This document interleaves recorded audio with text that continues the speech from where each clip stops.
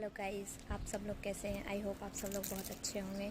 मैं आज आप लोगों को मेरा पर्सनल एक्सपीरियंस शेयर करने वाली हूँ। जी हाँ, प्रेगनेंसी का पर्सनल एक्सपीरियंस आज मैं आप लोगों को शेयर करूँगी कि क्या क्या दिक्कतें हुई, कैसे क्या होता है और लड़के और लड़की के सिम्टम्स क्या होते हैं। ये मैं आपको अपने पर्सनल एक्सपीरियंस से आप लोगों को शेयर करने वाली हूँ आज। तो गाइस शुरू करते हैं वीडियो। ये मेरा फर्स्ट ब्लॉग है और ये ब्लॉग मैं इसलिए बनाना चाहती हूँ कि मैं आप सभी को मेरा एक्सपीरियंस शेयर कर सकूँ। तो मैं आपको बताना चाहती हूँ कि ये जो मेरे 3 मंथ्स रहे हैं वो इतने ज़्यादा डिफ़िकल्ट रहे हैं, बहुत ही ज़्यादा। इसमें मैं ना कुछ खा पाती थी, ना मैं कुछ पी पाती थी, कुछ भी खाती पीती वॉमिटिंग वॉमिटिंग वॉमिटिंग, हालत इतनी ख़राब हो चुकी थी। मैंने 3 मंथ्स, पूरे 3 मंथ्स मैंने सिर्फ़ और सिर्फ लिक्विड में गुजारे हैं। लेकिन मुझे सिर्फ 3 मंथ्स हुए थे ऐसा होते होते, बट मैंने ऐसा सुना है, डॉक्टर्स की सलाह भी ऐसी, बहुत लेडीज़ को ऐसा होता है कि किसी किसी को 9 मंथ्स भी वॉमिटिंग होती है। मेरी फ्रेंड थी, उसको 9 मंथ्स तक वॉमिटिंग हुई है। तो ये डिपेंड करता है कि किसको कैसा क्या होता है। मेरे को 3 मंथ्स हुई है।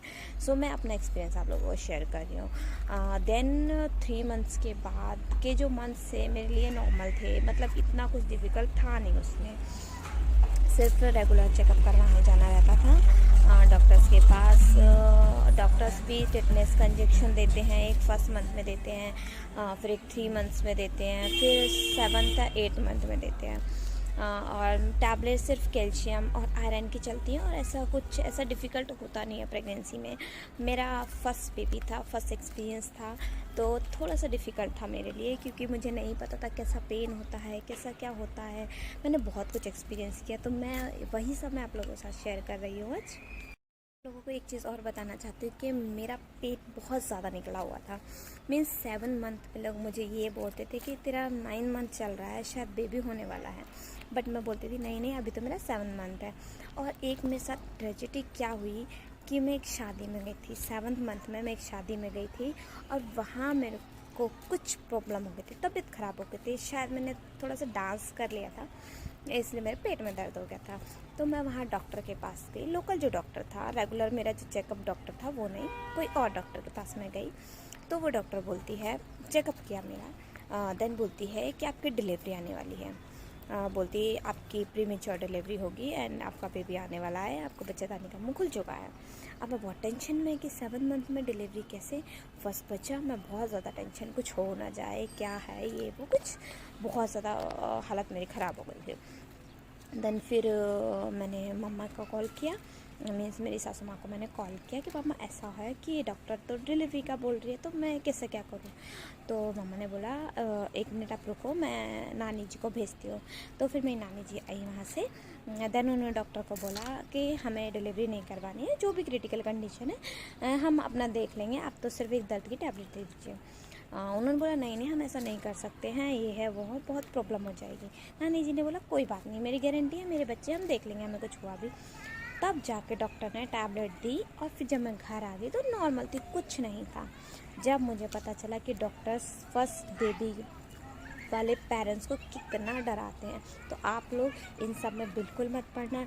बहुत से डॉक्टर्स अच्छे भी होते हैं, कई बार क्रिटिकल कंडीशन होती भी है, बट बहुत हॉस्पिटल, बहुत डॉक्टर्स ऐसे होते हैं जो सिर्फ बच्चे इसलिए ऑपरेशन से करते हैं कि उनके पैसे आ जाएं। और ऑपरेशन तो छोड़ो, कंडीशन भी ऐसी नहीं होगी ना, नॉर्मल की भी कंडीशन होगी ना, तो भी बोलेंगे ऑपरेशन करना पड़ेगा। 7 मंथ हुए थे, कुछ प्रॉब्लम नहीं थी, सब मेरा नॉर्मल था, फिर भी बोलते हैं कि नहीं आपको दिक्कत होगी, अब भी ऑपरेशन करना पड़ेगा, बहुत क्रिटिकल कंडीशन। क्यों? सिर्फ हमने पैसे बनाने के लिए। वो तो शुक्र है मेरे पेरेंट्स थे, मेरे नानी जी थे, मतलब थे बड़े बूढ़े कि हाँ उन्होंने बताया कि नहीं ऐसा नहीं है, ये डॉक्टर सिर्फ ऐसे ही बोल रहे हैं। तो हम तो कम डाउन हो गए थे, कोई बात नहीं। लेकिन हमारे जैसे और भी हैं जिनके जो अकेले रहते हो शायद, या कोई ना हो, तो वो डरे ना, इसलिए मैं आप लोगों को ये सब बता रही हूँ कि ऐसे बिल्कुल आप हाइपर मत होइएगा ऐसे सिचुएशन में, क्योंकि मैं ये सिचुएशन हैंडल कर चुकी हूँ। जब पता चला, जब मैं वापस अपने ससुराल आ गई, जहाँ से शादी थी वहाँ से मैं रिटर्न अपने घर आ गई, एंड हमने जो अपना हमारा रेगुलर डॉक्टर था उनसे चेक करवाया, तो उन्होंने कहा सब नॉर्मल है, कुछ है ही नहीं। पता नहीं डॉक्टर ने आप लोगों को ऐसा सब क्यों बोला। तब हमें पता चला कि वो सब ऐसे ही पैसे बनाने के लिए कर रहे थे। ये सब ठीक रहा। फिर 7 मंथ हो गया, 8 मंथ हो गया, फिर मेरा आया 9 मंथ। अब 9 मंथ में इतना डर गई थी, डॉक्टर ने मुझे डेट दी जो 14 डेट दी। अब मेरे को फर्स्ट डे से ही, मतलब 14 थी मेरी डेट, बट 1 तारीख से मेरे को टेंशन होने लगी डिलीवरी का, कैसे होगा, क्या होगा, मैं कर पाऊँगी नहीं कर पाऊँगी। मैं बहुत ज़्यादा हाइपर हो गई, क्योंकि मैं मतलब इतने, एक बोलते हैं ना कच्चे दिल का, मैं वो हूँ। मैं एक इंजेक्शन भी नहीं लगवा पाती हूँ किसी को। अगर दूसरे को भी इंजेक्शन लग रहा हो ना, तो मैं बेहोश हो जाती हूँ। अब मेरे लिए बहुत बहुत डिफ़िकल्ट सिचुएशन थी, मैं क्या करूँ क्या नहीं। रात दिन यही ख्याल, मैं कर पाऊँगी नहीं कर पाऊँगी। जैसे तैसे 10 तारीख आ गई। अब 10 तारीख को मेरे से बर्दाश्त नहीं हुआ, मैंने बोला चेकअप करवाने चलते हैं। मैंने बोला क्या, एक्चुअली मुझे दर्द होने लगा। मैंने उस दिन सुबह सुबह भजिए खा लिए। अब मेरे दर्द हो रहा था भजिए की वजह से, अब मुझे लगा डिलीवरी का दर्द है, और मम्मी भी बोलने लगी कि नहीं भजिए से हो रहा। बट मेरे हस्बैंड बोलते नहीं नहीं हो सकता है डिलीवरी का दर्द हो, क्योंकि मेरे को रात को बहुत ज़्यादा दर्द हो रहे बंद हो रहे 10 मिनट में, मतलब ऐसा पूरी रात चला। मैं पूरी रात जागती रही और मेरे साथ पूरा सब लोग जागते रहे। अब फिर क्या हुआ, हम मेरे को हॉस्पिटल ले गए अगले दिन। देन हॉस्पिटल ले गए तो डॉक्टर ने चेक किया कि क्या है क्या नहीं। चेकअप किया तो डॉक्टर बोले नहीं, डिलीवरी का टाइम तो आ चुका है, इनको डिलीवरी वाले ही पेन हो रहा है। बट बोलते हैं कि इनको नॉर्मल नहीं हो पाएगा। क्यों? क्योंकि मैं चेकअप में इतना ज़्यादा डर गई थी, इतना ज़्यादा मैं चिल्ला रही थी। ये भी हो सकता है। और दूसरा डॉक्टर ने जब हार्ट बीट चेक की तो मेरे बेबी की थोड़ी हार्ट बीट कम हो रही थी, क्योंकि गले में नाल फंस चुकी थी। तो डॉक्टर्स ने सजेस्ट किया कि अभी के अभी ऑपरेशन किया जाए। ऑपरेशन के लिए मुझे ले जाएगा। मेरे हस्बैंड ने बोला हाँ ठीक है ऑपरेशन कर दो, क्योंकि बच्चों को लेकर हम कोई रिस्क नहीं लेना चाहते। तो फिर हम सिर्फ चेकअप करवाने गए थे, कुछ लेके भी नहीं गए थे सामान, कुछ भी नहीं था हमारे पास। फिर कोई बात नहीं, मैं और मम्मा हॉस्पिटल में एडमिट, मतलब मुझे लेके एडमिट हो गए। ऑपरेशन थिएटर में लेके गए मुझे, और मेरे हस्बैंड क्या नीचे फ़ीस जमा करवाने चले गए। ठीक है, और मुझे ऑपरेशन थिएटर में ले जाके क्या किया, मेरा तो फर्स्ट था, मुझे नहीं पता था क्या होता है क्या नहीं। मेरे को एक इंजेक्शन लगाया गया रीढ़ की हड्डी पे। रीढ़ की हड्डी पे जैसे इंजेक्शन लगाया गया, वैसे क्या मेरे पैर से लेके कमर तक का हिस्सा सुन्न हो गया। अब डॉक्टर बोलती है कि कुछ फील हो रहा है। मैंने कहा फील ऐसा हो रहा है जैसे चींटियाँ काट रही है, बट हाँ मैं होश में थी, मुझे बेहोश तो नहीं किया, बट मेरा आधा हिस्सा सुन्न कर दिया था। देन डॉक्टर ने पेट में उंगली लगा के से बोला कुछ हो रहा है। मैंने कहा हाँ कुछ फील हो रहा है मुझे। और देन फिर कट कर दिया उन्होंने और बेबी को निकाल लिया। मुझे सब पता चल रहा था कि बेबी निकलता, सब फील होता है, दर्द नहीं होता, बस सब फील होता है कि मेरे बॉडी में कुछ हो रहा है, कुछ कट हुआ है। बेबी को खींचा तो एकदम से मेरी आंखें बंद हो गई, क्योंकि ब्लडिंग ये सब बहुत ज़्यादा होती है। और मुझे क्या पूरा कवर कर दिया था, मुझे ढक दिया था, मेरी आइज़ भी ढक दी थी, ताकि मैं घबरा के कुछ ऐसा वैसा या बीपी वगैरह की प्रॉब्लम ना हो जाए। इसलिए जब ऑपरेशन करते हैं डॉक्टर्स तो आंखें भी बंद कर देते हैं। देन जब बेबी हो जाता है तो फिर जब ऑपरेशन क्लोज़ करते हैं जो डॉक्टर्स रहते हैं, बाकी जो बेबी को फिर नहलाते हैं या साफ़ करते हैं, फिर साफ़ करने के बाद माँ के पास लाते हैं। सबसे पहले माँ को दिखाते हैं कि आपका बेबी हुआ है, और बेबी गर्ल है या बेबी बॉय है वो आपको सबसे पहले आपको बताते हैं। देन उसके बाद आपसे पूछते हैं कि बाहर आपको ले जा सकते हैं क्या, बेबी को ले जा सकते हैं क्या, आपके साथ कौन कौन आया है, क्या हम उनको बेबी दे सकते हैं। ये सब परमिशन माँ से लेते हैं पहले डॉक्टर्स। जब माँ बोलती है हाँ ठीक है तो बेबी को बाहर लिया जाएगा। लेकिन उससे पहले, बाहर ले जाने से पहले बेबी को माँ से टच किया जाता है, उसको फील करवाया जाता है।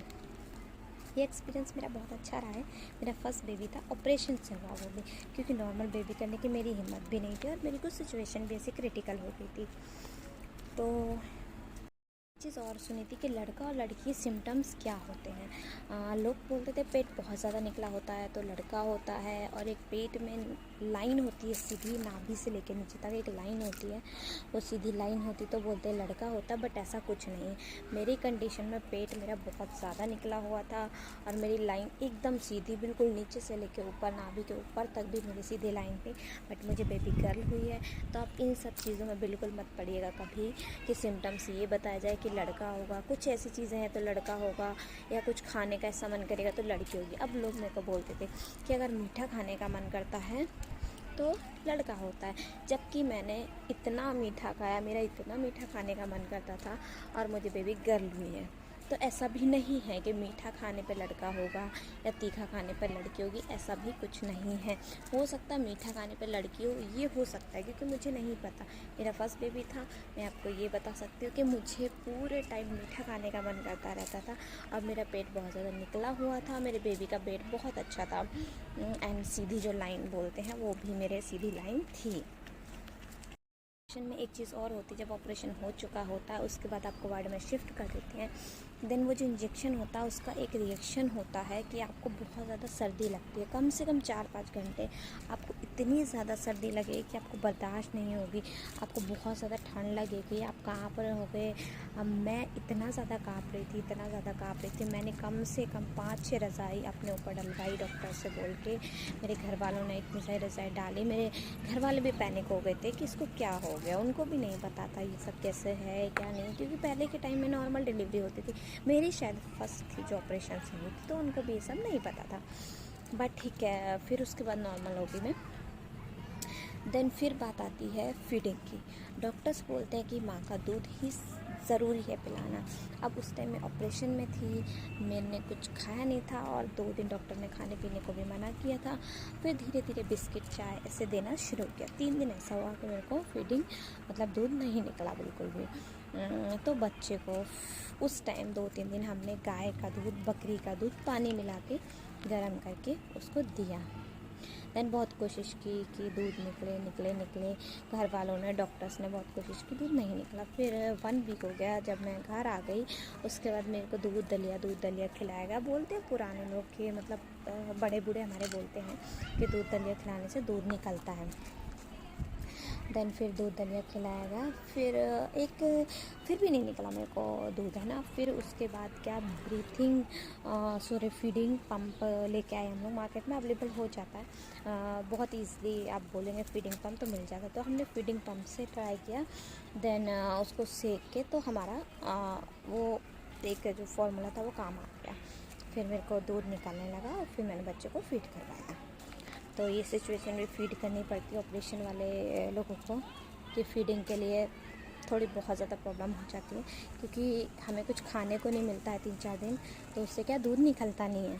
और नॉर्मल डिलीवरी में क्या है, हमें तभी खाने को मिल जाता है बहुत ज़्यादा खाने को, गर्म चीज़ें, हर चीज़ खा सकते हैं, घी दूध जो भी है सब खा सकते हैं। तो ऑपरेशन में हमें घी भी मना होता है, चिकनी चीज़ें भी मना होता है कि ताकि ना पक जाएँ, इसलिए थोड़ी सी प्रॉब्लम आती है इन सब में।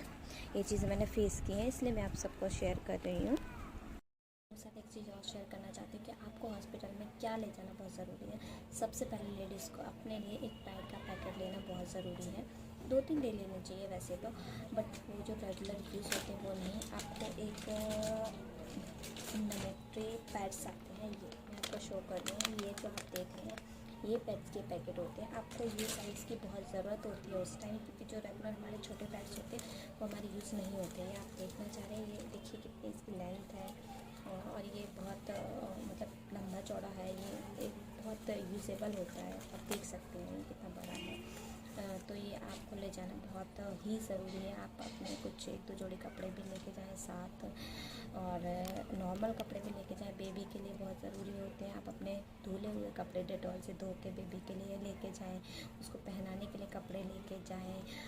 फीडिंग नहीं होती है बहुत बार, तो आप उसका भी इंतज़ाम करके जाएं, गाय या दूध का या पाउडर का, जो भी आप दूध यूज़ करना चाहें। तो ये कुछ चीज़ें हैं जो आप अपने साथ ज़रूर मैनेज करके जाएं हॉस्पिटल। आप जब भी जाएं, आपका जो भी 9 मंथ होता है बैकपैक में ये सब चीज़ें अपना रख के, बहुत ज़रूरी है आपको ये करके जाओ। और ये पैड्स मैंने सबसे पहले इसलिए आप लोगों को बताया क्योंकि ये बहुत ज़्यादा ज़रूरी है। हॉस्पिटल में बहुत छोटे वाले पैड्स मिलते हैं जो बहुत अनकम्फर्टेबल होते हैं, लेडीज़ के लिए बहुत प्रॉब्लम होती है। इसलिए मैं मेरे लिए ये ऑलरेडी पहले बुक करके गई थी और मैंने ये लेके गई थी, तो मुझे बहुत रिलीफ अच्छा सा लगा है कि मतलब मेरे को कोई प्रॉब्लम नहीं आई है ना।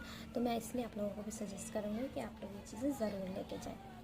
आप लोगों को जो पैड्स दिखाए हैं वो बहुत यूजेबल है। मैंने खुद में 1 मंथ पूरे यूज़ किए हैं, क्योंकि बेबी होने के बाद आप लोगों को पता हो ये 1 मंथ तक पीरियड्स रहते हैं, तो छोटे पैड्स थोड़ा अनकम्फर्टेबल हो जाते हैं। मैंने मेरे खुद के लिए ये पैकेट्स ऑर्डर किए थे, 6 पैकेट ऑर्डर किए थे। देन मुझे बहुत अच्छे लगे और कम मतलब बच्चे थे, फिर मैंने फिर से 6 ऑर्डर किए, तो अभी भी मेरे पास ये पड़े हुए हैं, इसलिए मैंने आप लोगों को शो किए हैं। और आप लोगों को मैंने बता दिया कि क्या क्या लेके जाना चाहिए, क्या क्या होता है। मैंने मेरा सारा आपको एक्सपीरियंस शेयर किया है। अगर आप लोगों को अच्छा लगा हो तो प्लीज़ चैनल को लाइक कीजिए, सब्सक्राइब कीजिए। मैं आपको ऐसे ब्लॉग बनाती रहूँगी, मैं आपको बेबी टिप्स भी देती रहूँगी, कैसे क्या उनकी देखभाल करनी है, कैसे केयर करनी है, कैसे मालिश करनी है। मैं आप लोगों को ये सब शेयर करती रहूँगी। बट ये मेरा पहला ब्लॉग है तो प्लीज़ आप लोग थोड़ा सपोर्ट करेंगे तो मैं और भी ब्लॉग बनाऊँगी। Thank you so much.